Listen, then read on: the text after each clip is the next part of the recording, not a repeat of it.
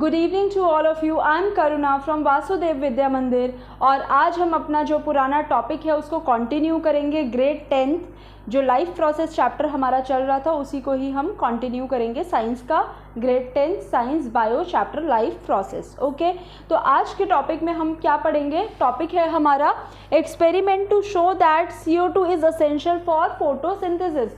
हम एक एक्सपेरिमेंट बताएंगे। एक्सपेरिमेंट से हम क्या शो करेंगे कि कार्बन डाइऑक्साइड जो है वो फोटोसिंथेसिस प्रोसेस के लिए बहुत इंपॉर्टेंट है। ये केस स्टडी आपकी NCERT के राइट पेज में दे रखी है, बहुत इंपॉर्टेंट है, एक्टिविटी है ये, और ये केस स्टडी की फॉर्म में बिल्कुल आ सकती है। इससे 1 मार्कर क्वेश्चन भी बन सकता है, तो ध्यान से सुनिएगा, ठीक है। तो एक्टिविटी क्या है कि CO2 is essential for photosynthesis, ये हमको शो करना है। Take 2 healthy potted plants having same size. हमें क्या लेने हैं? 2 हेल्दी प्लांट्स लेने हैं। Just 1 second please. ओके, ठीक है, तो ये हमारा हो गया plant 1 and this is our plant 2। Keep them in a dark room for 3 days। अब इन प्लांट्स को हमें 3 दिन के लिए एक अंधेरे कमरे में रखना है जहाँ पर CO2 जहाँ पर सनलाइट नहीं है। Now place each plant on separate glass plates in one place a watch glass containing potassium hydroxide.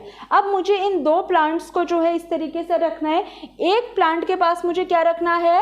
KOH, K stands for potassium और OH आ जाता है तो हाइड्रोक्साइड। ओके, तो एक प्लांट को पहले मैंने क्या किया? 2 हेल्दी पॉटेड प्लांट्स लिए, उसके बाद मैंने 3 दिन के लिए इन दोनों प्लांट्स को एक अंधेरे कमरे में रखा। उसके बाद मैंने इन प्लांट्स को जो है, एक प्लांट के पास पोटेशियम हाइड्रोक्साइड रखा बट दूसरे प्लांट के पास ये विदाउट है, मतलब पोटेशियम हाइड्रोक्साइड नहीं रखा। Cover both plants with separate bail jars. इस तरीके से बेल जार्स से मतलब आप देख सकते हैं इस टाइप से इनको मैंने कवर कर दिया। Use Vaseline seal the bottom of jars, मतलब ये पूरा जो है बॉटम जो है वो सील होना चाहिए। Test the leaves, use Vaseline seal the bottom of jars to glass plates to make air tight. अब ये बेल जार्स जो है बिल्कुल एयर टाइट होने चाहिए, इनमें हवा नहीं जानी चाहिए।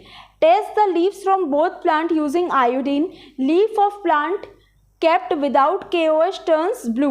अब वो ये कहता है कि ये वाला जो प्लांट है जहाँ पर हमने पोटेशियम हाइड्रोक्साइड नहीं रखा है, ये वाला प्लांट जो है ये सरवाइव करेगा और ये जो है ये डेड हो जाएगा।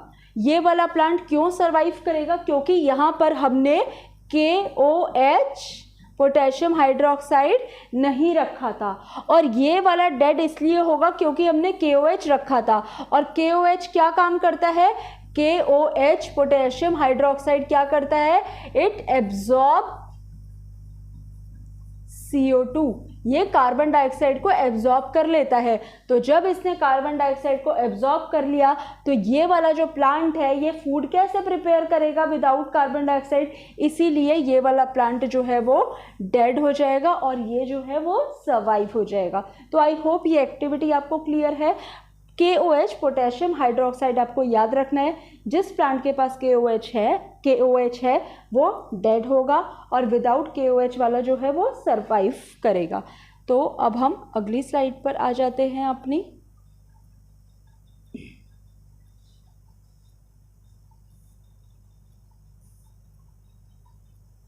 ओके, अब नेक्स्ट स्लाइड में ये क्वेश्चन आपका आएगा।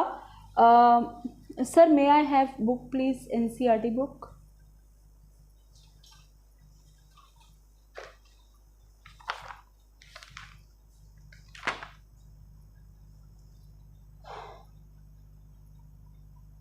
ओके, आप NCERT बुक निकालिए अपनी। NCERT बुक का पेज नंबर 97 पर आप यहाँ पर देखेंगे लास्ट का ये जो पैराग्राफ है, यहाँ पर एक क्वेश्चन फॉर्म होगा। ये भी 2 या 3 मार्कर क्वेश्चन आ सकता है। NCERT साइंस पेज नंबर 97, इस एक्टिविटी के नीचे ये जो 4 लाइन्स है वो मैं आपको समझा रही हूँ। और क्वेश्चन आएगा how autotrophs meet their energy requirements. Question क्या आएगा इसमें? Question will be how autotrophs meet their energy requirement. Okay किस तरीके से जो ऑटोट्रॉप्स हैं वो अपनी एनर्जी रिक्वायरमेंट करते हैं, मतलब फोटोसिंथेसिस के अलावा, मतलब फोटोसिंथेसिस प्रोसेस से वो फूड ऑब्टेन करते हैं, इसके अलावा भी कुछ और होता है वो देखिए। Autotrophs also need other raw materials such as water and minerals like nitrogen, phosphorus, iron, magnesium. They are taken up from soil. तो वो ये कह रहा है कि जो ऑटोट्रॉप्स हैं उनको और भी बहुत सारे मिनरल्स की ज़रूरत पड़ती है, जैसे कि मैग्नीशियम हो गया, नाइट्रोजन हो गया, और आपका नाइट्रोजन हो गया, फॉस्फोरस हो गया, आयरन हो गया, मैग्नीशियम हो गया, जो कि वो किससे लेते हैं, सॉइल से लेते हैं। Second, nitrogen is an essential element for protein synthesis. मैंने आपको लास्ट क्लास में भी बताया था कि सिंथेसिस का मतलब क्या है, टू मेक, है ना, कुछ बनाना। तो नाइट्रोजन जो है वो प्रोटीन सिंथेसिस मतलब प्रोटीन को बनाने के लिए बहुत ज़्यादा इम्पॉर्टेंट है, और नाइट्रोजन जो है वो एब्जॉर्ब हो जाती है, किसकी तरह एब्जॉर्ब हो जाती है, नाइट्रेट की तरह। तो अगर आप यहाँ से लेके यहाँ तक भी सेकंड पॉइंट लर्न कर लें और इसको फर्स्ट पॉइंट बना लें तो भी आपका आंसर ओके हो जाएगा 2 मार्कर में। ओके, ये क्वेश्चन आपका इम्पॉर्टेंट है जो एनसीईआरटी पेज नंबर 97 में, मतलब लास्ट 5 लाइन्स। ओके जी, तो अब हम आगे देखते हैं और क्या है हमारा टॉपिक।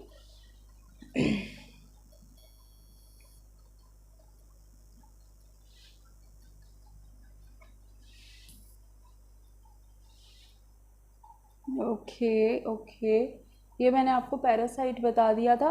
ओके, नाउ हेटेरोट्रॉपिक क्या कहते हैं, न्यूट्रिशन में हम एक और चीज़ पढ़ते हैं। अब हम पढ़ेंगे कि how amoeba obtain its food. Amoeba जो है वो अपना फूड कैसे बनाता है, ठीक है। तो अमीबा जो है एक यूनिसेल्यूलर ऑर्गेनिज्म है, हम सब जानते हैं, और उसके फूड ऑब्टेन वो किस प्रोसेस से करता है। तो अमीबा जो है वो स्यूडोपोडिया का हेल्प करता है फूड ऑब्टेन करने के लिए, और इस पूरे प्रोसेस को हम फेगोसाइटोसिस कहते हैं। क्या कहते हैं, अमीबा मतलब ये पूरे प्रोसेस को पूरे प्रोसेस को हम कहते हैं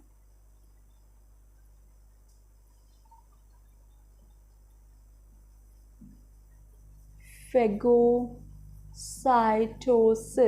ओके, फेगोसाइटोसिस, ठीक है। तो स्यूडोपोडिया देखिए अमीबा में क्या है, सिंपल सा प्रोसेस है। ये आपको एक फूड पार्टिकल, अमीबा जो है एक यूनिसेल्यूलर ऑर्गेनिज्म है, यूनिसेल्यूलर मतलब सिंगल सेल है इसमें। अब इसके पास आप देखिए ये फूड पार्टिकल है, इसका खाना है। अब ये क्या करता है, अपनी इन फिंगर लाइक प्रोजेक्शंस को इस शेप में ले आता है, तो ये कहलाता है स्यूडोपोडिया। यहाँ तक इसने कर लिया कैप्चर।